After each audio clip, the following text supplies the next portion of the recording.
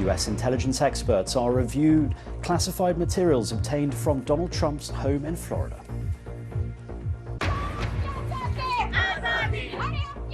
Angry protests across India after the group who gang-raped a Muslim woman have their sentences cut.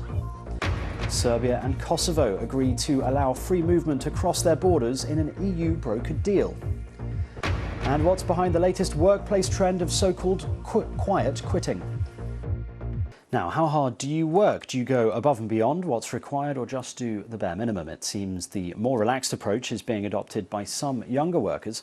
They're calling it quiet quitting. So is it remaking the rules of the workplace or simply a response to labour market shortages that have handed employees more power?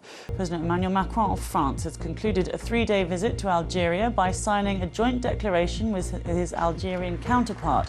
60 years after the end of the Algerian War of Independence, the two leaders have welcomed a new partnership between France and its former colony. A man has died after entering the River Thames in southwest London while being arrested by police. Officers were flagged down after a man and woman were seen arguing on Kingston Bridge on Friday. Scotland Yard says the man, who was in his 20s, hadn't been handcuffed when he went into the water. The US State Department has announced that President Biden is planning to appoint an ambassador to the Arctic region. The move comes as Russia increases its military activity in the Arctic, with the Secretary General of NATO warning of the threat posed by Moscow in the region and raising concerns about China's reach there too. Australia's Prime Minister Anthony Albanese has welcomed an offer by the former US basketball star Shaquille O'Neal to help the government give greater recognition to Australia's Aboriginal peoples. Speaking in Sydney alongside the 4-time NBA champion, Mr Albanese said the star had a record in the United States of lifting up the marginalised. The Prime Minister's Labour government has promised a referendum to amend Australia's founding constitution to give Indigenous people official recognition and a stronger voice on decisions that affect their lives. We want to build the broadest possible support, and we want to engage with people who can connect with young people in particular, but with all sections of our society. Shaq has that record of, particularly when it comes to bringing people together of different backgrounds, which is consistent with our approach to a constitutionally recognised voice to Parliament, and recognising that Australian history didn't begin in 1788.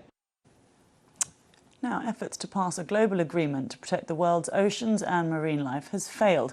A 5th round of talks to pass the UN High Seas Treaty had been ongoing for 2 weeks in New York, but governments could not agree on the terms. Despite international waters representing nearly 2/3 of the world's ocean, only 1.2% is protected.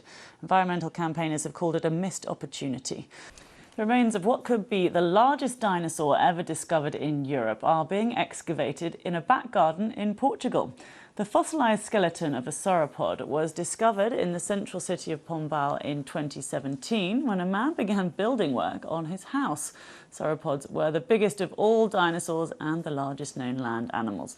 Paleontologists say the reptile was about 12 metres tall and around 39 feet and 25 metres or 82 feet long. Dutch police say at least 3 people have been killed and several more injured after a truck crashed into a street party near Rotterdam. It's understood the lorry veered off the road and rolled into a neighbourhood barbecue just south of the city. The driver's been arrested. The cause of the crash isn't yet known.